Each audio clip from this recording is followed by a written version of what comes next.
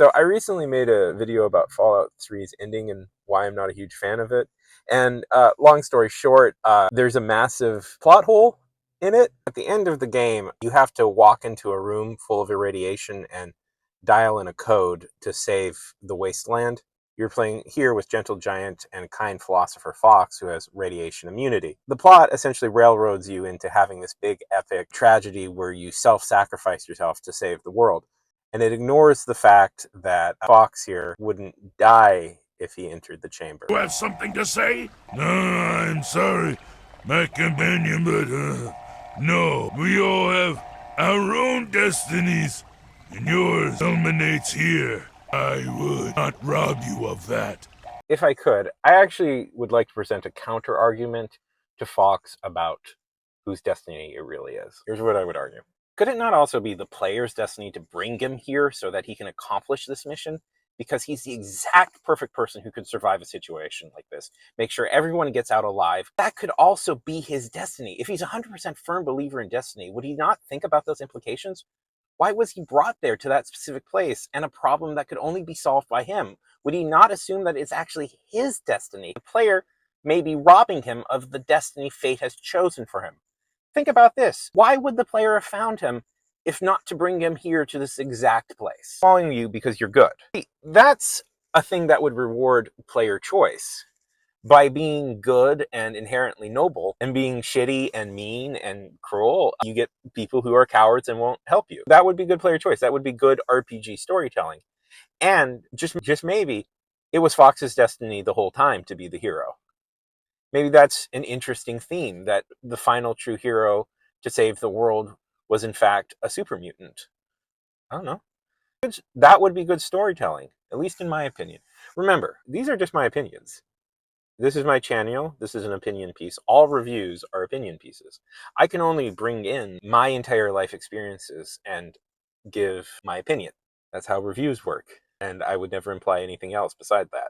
So no, I still don't like the ending to Fallout 3. I still think it's bad. And I think there could have been much better endings if they had thought things through. But again, the game. I made that very clear. I really like this game. My only problem with it is that there's a better game a lot like it. But the thing I didn't get into the original video is there's other characters that are immune to radiation, including Chiron here, who's a ghoul who has to do everything you say. The fact is, he actually doesn't have to do anything that's not combat related. So I guess that kind of makes sense. Now, there's an argument that a lot of people make that more radiation could potentially make him go feral. And I actually don't think that's necessarily a bad argument. But throw this in. What if his willingness to enter the room was dependent on how well you treated him and how good of a person you were to the outside world? It would be really nice if how you played the game influenced the way the game ended. And it wasn't just to quote Yahtzee in Ending Tron 3000. Again, in vanilla, and honestly in the expansion as well. So there's a robot! You have a robot companion! Whole personality is that he's unafraid of anything. And the robot also refuses. So my question is, why are we punishing players for making different choices? The problem at the heart of this ending is that you have radiation immune characters that up to this point have been fighting by you side by side. And right as this hits, suddenly, you should die. We've grown closer as friends, we're cool, but you're gonna die, and that's what I want you to do. Feels kind of like a betrayal of all the story we went through. I'll throw this out there. The original plain Jane vanilla ending actually does work.